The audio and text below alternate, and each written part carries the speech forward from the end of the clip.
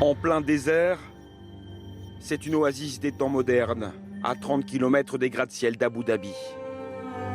La ville de Masdar est en train de jaillir du sol. Son nom signifie d'ailleurs la source. Pour l'instant, il n'y a encore que quelques bâtiments, certains toujours en construction, et peu d'habitants dans les rues. Mais voici donc ce qui est en train de devenir la première ville verte au monde. Ambition, aucune émission de carbone, pas de pétrole, zéro déchet. Et première surprise, pour la visite de la ville, il faut s'adresser à cet homme. Et ce n'est pas un émir, non, on l'entend à son accent. Il est californien. Les autorités locales ont délégué le projet à une agence internationale d'architecture, avec avant tout des idées simples, des courants d'air, un maximum d'ombre et des rues étroites. Même s'il fait aujourd'hui 37-38 degrés, ce n'est pas désagréable ici à Masdar.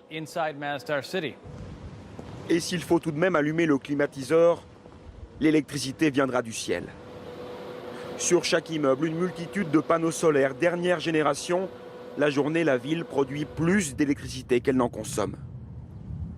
Plus loin, un système unique au monde est en train d'être testé aux allures de soucoupe volante. Il concentre et décuple en un seul point la réverbération de centaines de miroirs. Technologie, oui, mais aussi technique séculaire. Ah, j'attendais qu'on vienne se rafraîchir ici. Cette tour avant, par exemple, est une réplique des Badjir.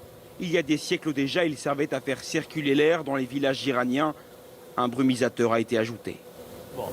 Nous reprenons les idées qui existaient avant l'air conditionné. Au lieu d'utiliser les technologies contre l'environnement, il vaut mieux utiliser notre savoir pour nous adapter. Derrière le projet, la famille royale de l'émirat d'Abu Dhabi a vu grand, très grand. Budget total 15 milliards d'euros. La ville devrait accueillir dans 15 ans 40 000 personnes.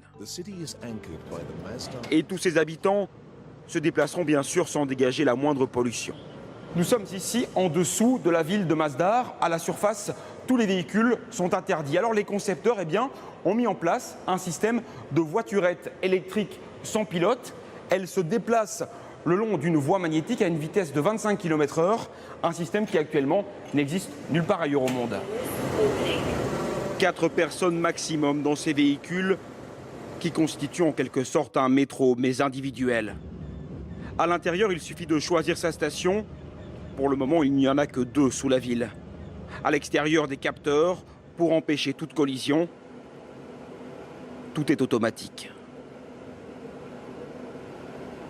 Les premiers habitants de Masdar sont tous des étudiants ou beaucoup de scientifiques engagés pour inventer les technologies vertes du futur. Parmi eux, des Français, débauchés parmi les meilleurs.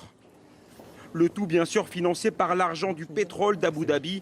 Mais pour Thomas Delclos, c'est une attitude visionnaire de la part des Émiriens. En termes de structure, il se pose quand même les bonnes questions.